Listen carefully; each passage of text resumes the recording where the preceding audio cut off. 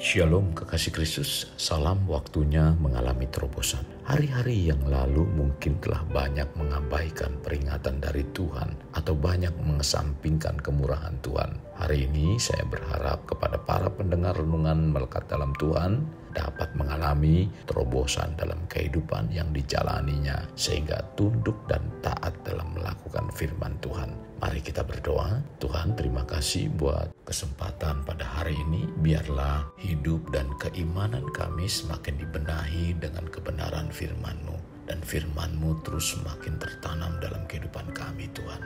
Tuntun kami supaya kami menjadi pribadi-pribadi yang taat untuk melakukan kebenaran-Mu, Tuhan. Sehingga kami bukan menjadi orang-orang yang mempermainkan apa yang Tuhan sudah kerjakan melalui salib-Mu. Karena pengorbanan-Mu di kayu salib adalah pengorbanan yang tak ternilai.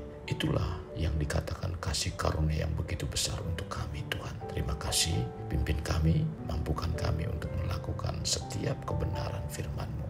Dalam nama Tuhan Yesus kami berdoa. Amin. Melekat dalam Tuhan bertema jangan permainkan anugerahnya. Firman Tuhan terdapat dalam Bilangan 21 ayat 6. Demikian firman-Nya. Lalu Tuhan menyuruh ular-ular tedung ke antara bangsa itu yang memagut mereka, sehingga banyak dari orang Israel yang mati. Kekasih Kristus, ayat yang baru kita baca ini adalah peristiwa bangsa Israel berangkat dari Gunung Hor, berjalan ke arah Laut Tebrau untuk mengelilingi tanah Edom. Maka bangsa itu tidak dapat lagi menahan hati di tengah jalan. Lalu mereka berkata-kata melawan Allah dan Musa.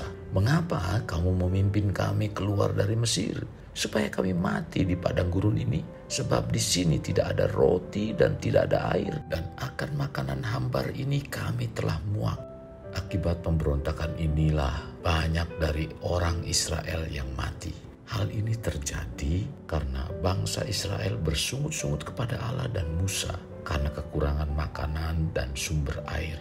Allah menghukum mereka dengan membiarkan ular tedung ada di antara mereka, sehingga banyak yang mati karena dipagut ular. Menghadapi hukuman yang mengerikan itu, bangsa Israel menyesal dan bertobat, memohon agar Musa meminta kepada Tuhan untuk mengusir ular tedung itu.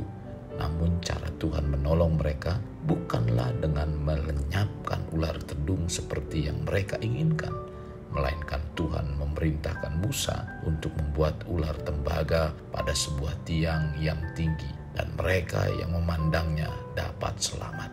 Meskipun ular tedung masih ada, namun Tuhan berkata bahwa mulai hari ini setiap orang yang terpagut ular, jika ia melihat ular tembaga, maka ia akan mendapat kesembuhan. Inilah peristiwa yang dikisahkan dalam Alkitab untuk mengingatkan kita agar kita jangan mempermainkan anugerah yang Tuhan beri. Kekasih, sekalipun bangsa Israel sebagai umat pilihan, Tuhan tidak segan-segan untuk menghukum, apalagi kita yang bukan umat pilihan. Kekasih Kristus, hendaknya kita mengerti dan belajar tunduk serta taat pada Tuhan. Apapun yang terjadi pada kita, semua itu ada dalam rencananya. Sebab Tuhan mengetahui rancangan mengenai kita. Dalam Yeremia 29 ayat 11 mengatakan, sebab aku ini mengetahui rancangan-rancangan apa yang ada padaku mengenai kamu. Demikianlah firman Tuhan, yaitu rancangan damai sejahtera dan bukan rancangan kecelakaan, untuk memberikan kepadamu hari depan yang penuh harapan.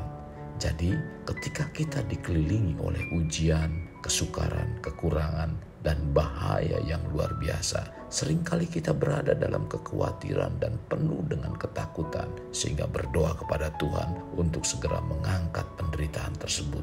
Tetapi terkadang cara Tuhan menolong kita bukan dengan mengangkat penderitaan sesuai dengan yang kita inginkan, melainkan sebaliknya. Tuhan membiarkan kita berada dalam kesukaran dan penderitaan agar kita berseru dan berharap kepadanya. Karena dengan cara demikian, Tuhan ingin memproses kita bertumbuh dewasa. Anugerah Tuhan bukan untuk mensahkan semua keinginan kita, terlebih keinginan yang bertentangan dengan kehendak-Nya. Karena itu, keinginan kita harus menjadi cerminan kekudusan Allah di dalam hidup kita. Sehubungan dengan peristiwa terhadap bangsa Israel itu sebagai suatu peringatan untuk mengajarkan kita apakah anugerah Tuhan itu. Kegagalan bangsa Israel di masa lampau untuk menghargai anugerah Tuhan. Pertanyaannya adalah, apa anugerah Tuhan? Anugerah Tuhan adalah kuasa perlindungan Tuhan yang harus kita tindak lanjuti dan tanggung jawab dengan cara hidup yang senantiasa mendapat perkenanan di hadapannya. Anugerah Tuhan bukan berarti meniadakan segala keinginan kita, tetapi oleh anugerahnya, keinginan kita dapat disucikan dari kecenderungan untuk melanggar aturan dan hukum ketetapan dari Tuhan. Kita harus kembali kepada hidup yang menghargai anugerah Allah dan jangan mempermainkan anugerahnya. Maka dari itu, hendaklah kita hidup dalam perkenanan Tuhan. Kekasih Kristus, agar kita jangan mempermainkan anugerah Tuhan, hendaklah hidup dalam kekudusan. Karena dengan hidup kudus, maka hendaknya hidup kita jangan menginginkan hal-hal yang jahat. Ingat, Allah ingin menyucikan atau menguduskan kita untuk mencapai maksud-maksud khusus yang telah dipersiapkan jauh sebelum kita sadari. Keinginan yang dinyatakan lewat ucapan dan perbuatan adalah menjadi cerminan dari pengertian di hati kita masing-masing tentang apakah yang sebenarnya anugerah Allah itu. Jadi, hendaklah kita senantiasa mengingatnya, jangan mempermainkan anugerahnya.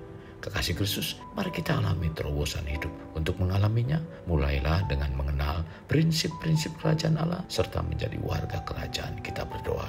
Tuhan Yesus, terima kasih. Kembali kami diingatkan oleh kebenaran firman-Mu agar kami tidak mempermainkan anugerah Tuhan yang luar biasa yang Tuhan sudah lakukan di kayu salib. Tuhan, kami naikkan syukur kepadamu Tuhan. Maka dari itu, kami mohon kepadamu untuk kami senantiasa diingatkan oleh Roh Kudus. Jangan mempermainkan anugerah yang Tuhan sudah berikan. Tuhan, ampuni kami jika kami banyak mengecewakan Engkau, banyak nyakiti hati-Mu. Ampuni kami Tuhan. Pimpin kami supaya kami terus senantiasa menjadi pribadi-pribadi yang menyukakan Engkau. Mampukan kami, tolong kami supaya kami dimampukan, dikuatkan untuk kami menjalani kebenaran firman-Mu. Dan kami mengalami Engkau Tuhan. Sehingga apa yang dijanjikan menjadi suatu pengalaman yang luar biasa dalam kehidupan kami. Melalui ini semua Tuhan pimpin kami supaya kami bisa menjadi alat-Mu untuk melebarkan kerajaan-Mu di muka bumi ini. Terlebih bagi orang-orang yang ada di sekitar kami. Terima kasih Tuhan, ini doa kami dalam nama Tuhan Yesus kami berdoa. Amin. Kasih Kristus, mari kita akhiri dengan mengedahkan kedua tangan kita. Terimalah anugerah berkat dari Allah Bapa, kasih sayang daripada Yesus Kristus dan persekutuan dengan Roh Kudus yang mencurahkan berkat secara rohani, berkat secara jasmani dan berkat secara ekonomi. Di mana berkat Abraham, berkat Ishak, berkat Yakub dicurahkan dan dilimpahkan dari saat sekarang sampai Maranatha tiba dalam nama Tuhan Yesus. Amin. Sampai jumpa di renungan berikutnya. Tuhan Yesus memberkati. Jangan lupa like, share, dan subscribe.